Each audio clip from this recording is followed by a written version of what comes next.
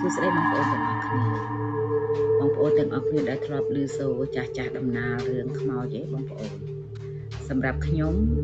កាលពីខ្ញុំនៅក្មេងហ្នឹងណាខ្ញុំតែងតែឮឪពុកម្ដាយរបស់ខ្ញុំអ៊ំពូខ្ញុំតែងតែដំណាលអំពីលោកយាយរបស់ខ្ញុំគាត់បានស្លាប់នៅជំនាន់ប៉ុលពតបន្ទាប់ពីគាត់ស្លាប់ទៅធាតុរបស់គាត់ហ្នឹងណា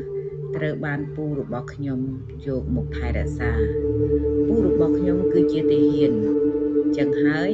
នៅពេលដែលប្រទេសជាតិរបស់យើងមានសង្គ្រាមគាត់ត្រូវចេញទៅច្បាំងគាត់តែងតែយកធាតុរបស់យាយខ្ញុំទៅតាមខ្លួនជានិច្ចពូរបស់ខ្ញុំបាននិយាយថានៅពេលដែលគាត់ទៅច្បាំងម្ដងគាត់តែងតែឃើញខ្មោចលោកយាយរបស់ខ្ញុំនឹងតាមជួយតាមការពារតិចគ្រាប់ផ្លោមគ្រាប់រំសេវរបស់ខ្មាំងសត្រូវជានិច្ចរហូតដល់គាត់នឹងមានសុវត្ថិភាពត្រឡប់មកគ្រប់គ្រាតែម្ដងនេះជាមហិទ្ធិឫទ្ធិរបស់លោកយាយខ្ញុំដែលអំពូឪពុកម្ដាយរបស់ខ្ញុំបានដំណាលប្រាប់ខ្ញុំជារៀងរហូតមកប៉ុន្តែនៅពេលដែលប្រទេសចាប់ផ្ដើមមិនសូវមានសង្គ្រាមពូរបស់ខ្ញុំនឹងបានយកធាតុរបស់យាយទៅទុកនៅផ្ទះអ៊ំរបស់ខ្ញុំប៉ុន្តែមិនដឹងថាមានមូលហេតុអ្វីនោះទេធាតុរបស់យាយខ្ញុំស្រាប់តែឆេះដែលគ្មានមូលហេតុ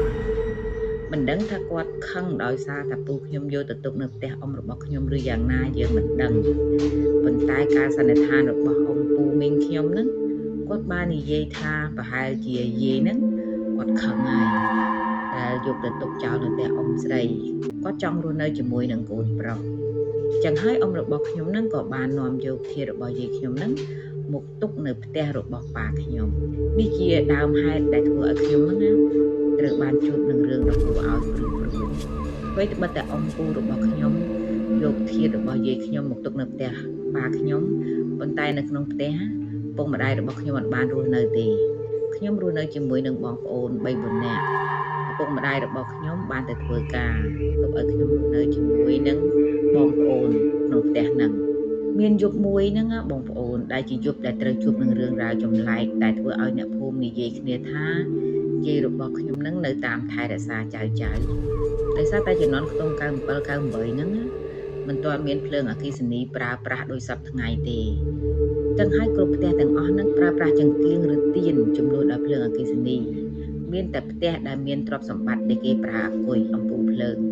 ចឹងហើយនៅហួបផ្ទះរបស់ខ្ញុំបន្តិចគេប្រើប្រាស់អាគុយឬអំពូលភ្លើងហើយគេថែមទាំងមានទូរទស្សន៍ដើម្បីមើលរឿងនៅពេលយប់ចឹងពួកខ្ញុំអ្នកដែលមិនសូវមានទ្រព្យសម្បត្តិត្រូវប្រើចង្កៀងសម្រាប់ផ្ទះខ្ញុំក៏អញ្ចឹងដែរខ្ញុំបានអុជចង្កៀងនៅលើហឹងដែលខ្ញុំបានដាក់អធិធាតុយាយរបស់ខ្ញុំហ្នឹងហើយខ្ញុំចាក់សោទៅមើលទូទស្សន៍នៅផ្ទះដែលនៅក្បែរខ្ញុំរំលងគ្នា2 3ហ្នឹងខ្ញុំកំពុងតែអង្គុយមើលទូទស្សន៍ជាមួយនឹងផ្ទះគាត់ហ្នឹងស្រាប់តែមានពូម្នាក់ដែលនៅផ្ទះជាប់នឹងផ្ទះរបស់ខ្ញុំហ្នឹងបានរត់ទៅស្រែកប្រាប់ខ្ញុំថាសុគន្ធផ្ទះហែងឆេះហើយណោះផ្ទះហែងឆេះហើយពេលហ្នឹងខ្ញុំស្លន់ស្លោខ្លាំងហើយរត់ចេញអ្នកដែលនៅមើលទូទស្សន៍មើលរឿងភាគជាមួយខ្ញុំទេក៏នាំគ្នារត់មកមើលផ្ទះរបស់ខ្ញុំនៅពេលដែលខ្ញុំនាំគ្នារត់មកមើលហ្នឹងឃើញថានៅក្នុងផ្ទះរបស់ខ្ញុំហ្នឹងភ្លើងឡើងភ្លឺចាចលក្ខណៈថាកំពុងតែឆេះនៅខាងក្នុងហ្នឹងអញ្ចឹងពេលហ្នឹងខ្ញុំស្លន់ស្លោព្រោះនៅពេលដែលខ្ញុំចេញទៅហ្នឹងខ្ញុំបានចាក់សោអញ្ចឹងខ្ញុំរកសោអត់ឃើញទេបងប្អូនខ្ញុំរកសោនៅណាក៏មិនឃើញដែរអ្នកភូមិនាំគ្នាថាបញ្ញាបាយសោទៅប្រហែលជាខាងក្នុងនោះឆេះផ្ទះអស់ហើយដឹងអញ្ចឹងហើយអ្នកភូមិហ្នឹងក៏នាំគ្នារត់ទៅរកបថៅរោចងដើម្បីមកវាយសោផ្ទះរបស់ខ្ញុំហ្នឹងប៉ុន្តែនៅពេលដែលគេវាយសោផ្ទះរបស់ខ្ញុំចូលទៅណាបងប្អូនដឹងថាមានអីអត់ចង្កៀងដែលខ្ញុំបានអុជទុកនៅលើធ្នើតត្រូវបានយកមកដាក់នៅនឹងតុខាងក្រោមប៉ុន្តែអ្វីដែលចម្លែកហ្នឹងបងប្អូនគឺគ្មានភ្លើងអីឆេះទេចង្កៀងហ្នឹងនៅភ្លឺប្រឹមនៅលើតុនឹងឯងទាំងដែលអ្នកភូមិទាំងអស់គ្នានឹងបានឃើញថានៅខាងក្នុងហ្នឹងមិនចឹងភ្លើងឡើងឆេះសន្ធោសន្ធៅនៅពេលហ្នឹងទើបអ្នកទាំងអស់គ្នាដែលនាំគ្នាមកជួយខ្ញុំនាំគ្នាមើលមុខគ្នាលេងឡង់ហើយសួរទៅពូអំបញ្ញមិញថាហេតុអីបានដឹងថានៅក្នុងផ្ទះរបស់ខ្ញុំហ្នឹងមានភ្លើងឆេះពូហ្នឹងក៏បាននិយាយថាគាត់ហ្នឹងមិនដំបូងគាត់នៅក្នុងផ្ទះតែដោយសារគាត់ចង់ជួបបរិយស្ដាប់វិទ្យុដោយសារតែនៅក្នុងផ្ទះរបស់គាត់ហ្នឹងស្ដាប់វិទ្យុអត់សូវឮចឹងហើយគាត់ក៏ទាញបរិយមួយដើមមកអង្គុយស្ដាប់វិទ្យុនៅក្បែរផ្ទះរបស់ខ្ញុំនៅពេលដែលគាត់ ដើរមកដល់ផ្ទះរបស់ខ្ញុំហ្នឹងគាត់បានឮសូរសំឡេងគ្រីគ្រូនៅក្នុងផ្ទះរបស់ខ្ញុំហើយបន្ទាប់មក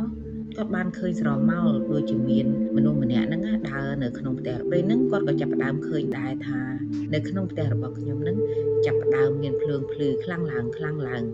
ទាំងដែលដំបូងហ្នឹងភ្លើងគឺព្រឹមគាត់ក៏ប្រញាប់រត់ទៅប្រាប់ខ្ញុំនឹងឯងក្រែងលោកផ្ទះរបស់ខ្ញុំនឹងឆេះពេលដែលនាំគ្នាស្ដាប់អញ្ចឹងហើយវាពិតជាចម្លែកសម្រាប់ខ្ញុំណាស់ខ្ញុំគិតថារឿងមួយនៅពេលដែលខ្ញុំទៅមើលទូទស្សន៍នឹងខ្ញុំភ្លេចទេខ្ញុំមិនភ្លេចទេខ្ញុំច្បាស់ក្នុងចិត្តណាស់ថាខ្ញុំបានឲ្យចង្គៀងទុកនៅលើធ្នើពីមុខអធិធិយាយរបស់ខ្ញុំបន្ទាប់ពីខ្ញុំប្រាប់ទៅអ៊ំគ្រូមីងដែលនៅជុំវិញផ្ទះខ្ញុំថាខ្ញុំពិតជាបានទុកចង្គៀងនៅលើធ្នើពិតមែនមិនដឹងថាមូលហេតុអ្វីបានជាចង្គៀងនឹងមកនៅលើតុចឹងហើយធ្វើឲ្យអ៊ំពូមីងទាំងអស់គ្នានាំគ្នាដើរមើលជុំវិញផ្ទះរបស់ខ្ញុំគ្រប់គ្នាក្រែងលោមានចោលឬក៏អីចឹងចូលទៅខាងក្នុងហ្នឹងហើយទៅយកចង្គៀងហ្នឹងយកមកដាក់ខាងក្រៅប៉ុន្តែវាមិនអាចទៅរួចតតែសោះហ្មងតែមានចោលកោះផ្ទះចូលទៅក្នុងផ្ទះរបស់ខ្ញុំលុះដល់ព្រឹកឡើងទៅពូដែលបានជួបហេតុការណ៍នឹងនិយាយប្រាប់ខ្ញុំព្រោះគាត់គិតថាខ្ញុំនៅផ្ទះហ្នឹងសតែក្មេងគាត់មិនចង់និយាយរឿងហ្នឹងនៅយប់មិញព្រោះខ្លាចថាពួកខ្ញុំក្មេងនឹងខ្លាចគាត់បាននិយាយបន្ថែមទៀតថានៅពេលដែលគាត់អង្គុយស្ដាប់វិទ្យុហ្នឹងគាត់បានឃើញថាស្រមោលដែលនៅក្នុងផ្ទះរបស់ខ្ញុំរូបរាងគឺជាមនុស្សចាស់ម្នាក់ដើរចុះដើរឡើងនៅក្នុងផ្ទះរបស់ខ្ញុំថែមទាំងយំសសឹកអណ្ដើតអណ្ដក់ហាក់ដូចជាកំពុងអាណិតអាសូរនរណាម្នាក់ចឹងហើយចាស់ទាំងអស់គ្នាបានសន្និដ្ឋានថាគ្មាននរណាក្រៅពីយាយរបស់ខ្ញុំនោះទេ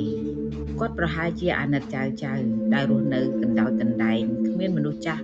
មើលថែរក្សាចឹងហើយគាត់ប្រហែលជានៅតាមថែរក្សាក្នុងផ្ទះនឹងឯងតែសម្រាប់ខ្ញុំ